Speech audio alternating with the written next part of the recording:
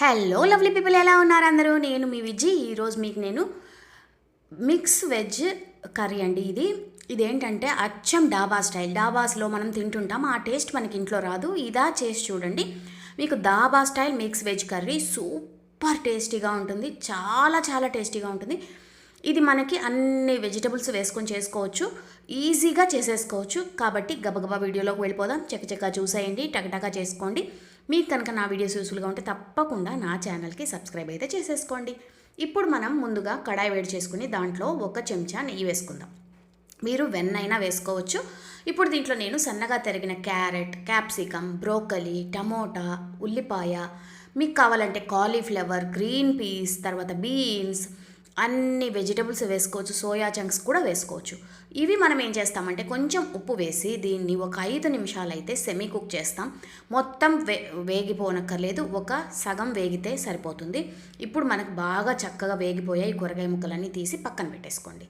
ఇప్పుడు అదే కడాయిలో మరి కొంచెం నూనె వేసుకోండి. ఇప్పుడు అల్లం వెల్లుల్లి పేస్ట్, సన్నగా తరిగిన ఉల్లిపాయలు, ఒక 2 పెద్ద ఉల్లిపాయలు అయితే సన్నగా తరుక్కుని అవి దీంట్లో వేసేసి ఉప్పు పసుపు వేసేసుకోండి.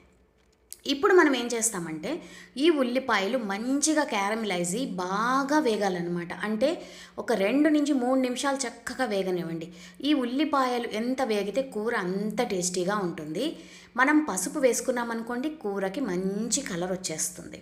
ఇప్పుడు మనం చక్కగా ఈ ఉల్లిపాయలు చూసారంటే బాగా వేగిపోయాయి, ఆల్మోస్ట్ కుక్ అయిపోయాయి. ఇప్పుడు మనం దీంట్లో 1 స్పూన్ ధనియాల పొడి, 1/2 స్పూన్ జీలకర్ర పొడి, 1/2 స్పూన్ గరం మసాలా, 1 స్పూన్ కారం, ఇవన్నీ దీంట్లో వేసేసుకోండి.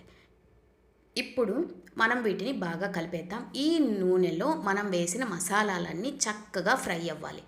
మనకి ఎప్పుడైనా సరే మనం వేసిన మసాలాలు నూనెలో ఫ్రై అయితేనే ఆ ఫ్లేవర్స్ బాగా వస్తాయి.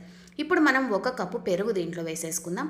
పెరుగు వేశాక ఇది చక్కగా గ్రేవీలాగా అయిపోతుంది. ఒక 2 నిమిషాలు అయితే పెరుగు వేశాక దీన్ని అలా వేగనివ్వండి. ఇప్పుడు మనకి కొంచెం నూనె అలా బయటికి వదులుతోంది చూడండి, ప్యాన్ చుట్టూ నూనె కొంచెం బయటికి వచ్చేస్తుంది. ఇప్పుడు దీంట్లో 2 టమోటాలు అయితే మిక్సీకి వేసుకుని దీంట్లో వేసేసుకోండి. 2 టమోటాల ప్యూరీ నేను తీసుకున్నాను. పచ్చి టమోటాలే మిక్సీకి వేసేసుకొని అది దీంట్లో పోసేయండి. ఈ పచ్చి టమోటాలు వేసిన మూలాన మనం కొంచెం సేపు దీన్ని అయితే వేగనివ్వాలి. ఆల్రెడీ గ్రేవీ చాలా వేడిగా ఉంది, మనం వేసిన టమోటా తొందరగా మగ్గిపోతుంది. ఇప్పుడు దీంట్లో మనం 1 చెంచా నెయ్యి వేద్దాం. నెయ్యి మనకి దాబాస్లో వాళ్ళు వేసేది ఆ టేస్ట్ నెయ్యి వల్ల కానీ బటర్ వల్ల కానీ వస్తుంది. ఇప్పుడు మనం ఈ గ్రేవీకి సరిపడా మాత్రం ఉప్పు వేసుకుందాం. ఆల్రెడీ కూరగాయల ముక్కల్లో మనం ఉప్పు వేసాం, అది మర్చిపోకండి.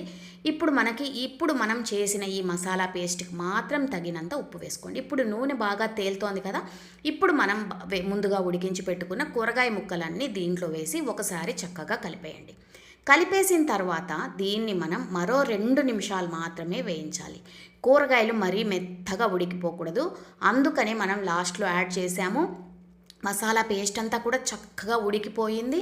తర్వాత మనం వేసిన కూరగాయలు కూడా కొంచెం కరకరలాడుతూ ఉంటాయి. దాబాస్లో మనకి నచ్చేదే అదే కదండి, ఫ్రెష్గా అనిపిస్తాయి మనకు కూరగాయలు, ఎక్కువ కుక్ అయిపోకూడదు. అందుకని మనం లాస్ట్లో వేసామన్నమాట. ఇప్పుడు చూసారంటే మనం కొంచెం నీళ్ళు కూడా యాడ్ చేసుకున్నాం. ఈ గ్రేవీ కన్సిస్టెన్సీ కరెక్ట్గా వచ్చేసింది. అలాగే మనకి కూరగాయల ముక్కలు కూడా కొంచెం బాగా గ్రీన్గా అలా కనిపిస్తూ చక్కగా మ్యాష్ అయిపోకుండా చక్కగా ఉన్నాయి.